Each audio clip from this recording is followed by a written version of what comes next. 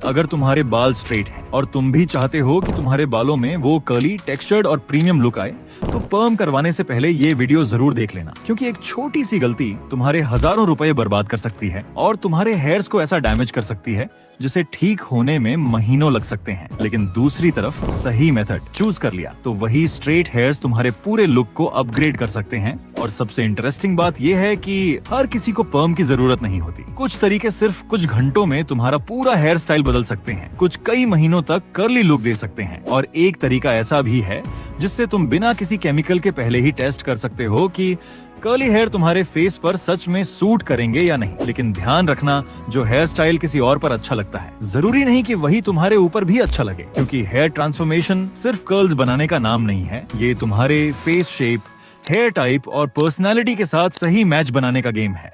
इसलिए आज की वीडियो में मैं तुम्हें 4 ऐसे रियल मेथड्स बताऊंगा जिनसे तुम कर्ली हेयर लुक पा सकते हो, उनके फायदे, उनके नुकसान, और आखिर में बताऊंगा कि अगर मैं तुम्हारी जगह होता तो कौन सा मेथड सबसे पहले ट्राई करता। तो चलो शुरू करते हैं। Method number 1, heat styling. अगर तुम्हें आज ही कर्ली लुक चाहिए किसी पार्टी, डेट या स्पेशल इवेंट के लिए, तो हीट स्टाइलिंग सबसे फास्ट तरीका है। कर्लिंग आयरन या फ्लैट आयरन की मदद से तुम अपने हेयर्स में सॉफ्ट वेव्स से लेकर टाइट कर्ल्स तक क्रिएट कर सकते हो। यही वजह है कि फोटोशूट, फैशन इंडस्ट्री और स्पेशल इवेंट्स में लोग इस मेथड को काफी यूज करते हैं। लेकिन यहाँ एक बात बहुत जरूरी है, क्योंकि ज्यादातर लोग इसी जगह सबसे बड़ी गलती करते हैं। वो सोचते हैं अगर ज्यादा हीट लगाऊंगा तो कर्ल्स ज्यादा अच्छे बनेंगे, लेकिन रियलिटी इसके बिल्कुल ऑपोजिट है। ज्यादा हीट तुम्हारे हेयर्स को ड्राई कर सकती है, उनकी स्ट्रेंथ कम कर सकती है और धीरे धीरे हेयर्स को वीक बना सकती है। इसलिए हीट यूज करने से पहले हमेशा हीट प्रोटेक्टेंट जरूर लगाना। और याद रखना, ये सिर्फ एक स्टाइलिंग मेथड है, ये तुम्हारे हेयर स्ट्रक्चर को परमानेंटली चेंज नहीं करता।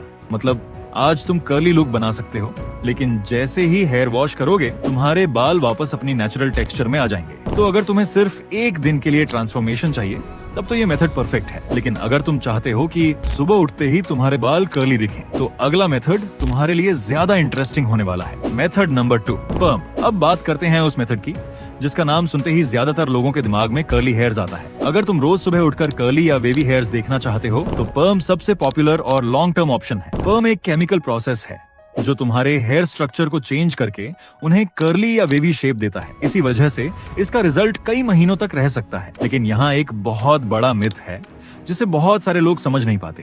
पर्म तुम्हारे जेनेटिक्स को चेंज नहीं करता, ये सिर्फ उन हेयर्स को कर्ल करता है जो अभी तुम्हारे सिर पर मौजूद हैं। मतलब जब नए बाल ग्रो होंगे तो वो फिर से तुम्हारे नेचुरल हेयर टेक्सचर के हिसाब से आएंगे। और यही वजह है कि पर्म कोई मैजिक ट्रांसफॉर्मेशन नहीं है, ये सिर्फ एक स्टाइलिंग चॉइस है। लेकिन यहाँ एक और चीज ध्यान रखना, कर्ली हेयर्स दिखने में प्रीमियम लग सकते हैं, लेकिन उनकी केयर भी ज्यादा चाहिए होती है, क्योंकि कर्ली हेयर में मॉइस्चर जल्दी कम हो सकता है। इसलिए पर्म के बाद hydrating shampoo, leave in conditioner और प्रॉपर मॉइस्चर रूटीन बहुत जरूरी हो जाता है। क्योंकि अच्छे कर्ल्स सिर्फ ट्रीटमेंट से नहीं बनते, अच्छे कर्ल्स बनते हैं ट्रीटमेंट, केयर और स्टाइलिंग से। लेकिन रुकना, अगर तुम ये सोच रहे हो कि मुझे ना हीट चाहिए ना ही केमिकल्स और मैं बस ये देखना चाहता हूँ कि कर्ली हेयर्स मुझ पर अच्छे लगेंगे या नहीं, तो अगले 2 मेथड्स तुम्हारे लिए सबसे ज्यादा इंपॉर्टेंट हैं, क्योंकि इनमें तुम बिना रिस्क लिए पहले ही एक्सपेरिमेंट कर सकते हो। मेथड नंबर 3, सी सॉल्ट स्टाइलिंग। अब बात करते हैं उस मेथड की जो उन लोगों के लिए है जो चाहते हैं नेचुरल टेक्सचर, मेसी वेव्स और थोड़ा प्रीमियम हेयर स्टाइल लुक, लेकिन बिना हीट और केमिकल्स के। इसका नाम है सी सॉल्ट स्टाइलिंग। सबसे पहले अपने हेयर्स को थोड़ा डैम्प करो, फिर सी सॉल्ट स्प्रे को पूरे हेयर्स में अप्लाई करो। अब सबसे इम्पोर्टेंट स्टेप आता है, अपने हेयर्स को नीचे से ऊपर की तरफ हल्का स्क्रंच करो। मतलब अपने हाथों से हेयर्स को प्रेस करके ऊपर की तरफ पुश करो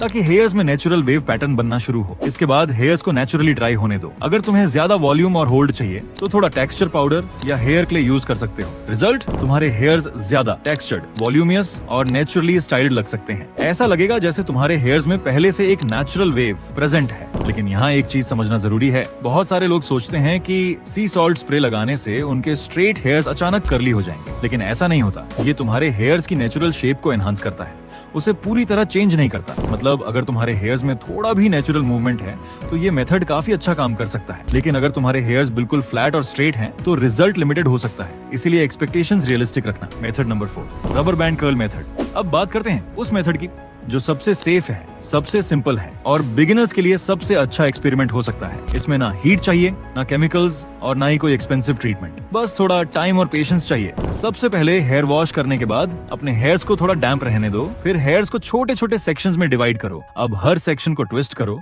और उसे छोटे बन की तरह रोल करके रबर बैंड से सिक्योर कर दो। अब इसे कुछ घंटों के लिए या ओवरनाइट छोड़ दो। जब तुम सुबह इन्हें ओपन करोगे तो तुम्हें नेचुरल वेव्स या कर्ली टेक्सचर देखने को मिल सकता है। लेकिन इस मेथड की सबसे बड़ी खासियत सिर्फ कर्ल्स बनाना नहीं है, इसका असली फायदा कुछ और है। ये तुम्हें एक मौका देता है बिना किसी कमिटमेंट के ये समझने का कि क्या कर्ली हेयर्स मेरे फेस पर सच में अच्छे लगेंगे। क्योंकि बहुत सारे लोग एक ही गलती करते हैं, वो किसी सेलिब्रिटी या इन्फ्लुएंसर को देखकर पर्म करवा लेते हैं, लेकिन बाद में उन्हें महसूस होता है कि ये लुक मेरे ऊपर वैसा नहीं लग रहा। इसलिए स्मार्ट अप्रोच ये है, पहले टेस्ट करो फिर इन्वेस्ट करो। कर्ली हेयर्स ट्राई करने से पहले ये मिस्टेक कभी मत करना, सिर्फ इसलिए अपना हेयर स्टाइल मत बदलो क्योंकि कोई दूसरा इंसान उस लुक में अच्छा लग रहा है। क्योंकि हर इंसान के हेयर टाइप अलग होते हैं, फेस शेप अलग होती है और फीचर्स अलग होते हैं। जो हेयर स्टाइल किसी और को अट्रैक्टिव बना रहा है, जरूरी नहीं कि वही तुम्हारे ऊपर भी परफेक्ट लगे। तुम्हारा गोल किसी को कॉपी करना नहीं होना चाहिए, तुम्हारा गोल ये होना चाहिए कि अपने फीचर्स को समझना और उन्हें सबसे बेहतर तरीके से प्रेजेंट करना। याद रखो,